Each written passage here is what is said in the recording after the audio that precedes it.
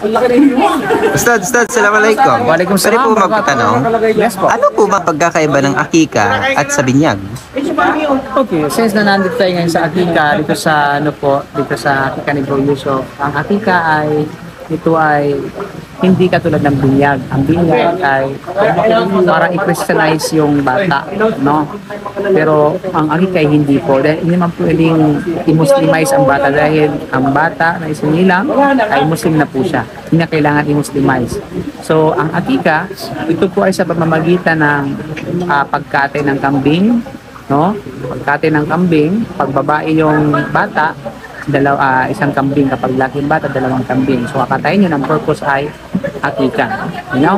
So, basically, ang akika, ito ay ginagawa dahil ito ay mula sa mga tradisyon ng Propeta Muhammad sallallahu alaihi wasallam, at ang sinumang nagsagawa nito ay inshallah magkakaroon ng syafa'ah o tagapamagitan, no, ang mga magulang ng bata sa araw ng paghuhukom. So, magsisilbing tagapamagitan ng bata na inakikahan para sa mga magulang niya sa araw ng paghuhukom.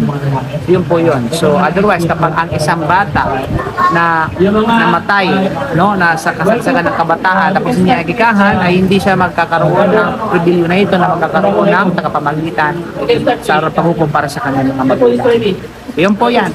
Okay, jazakallah khair po.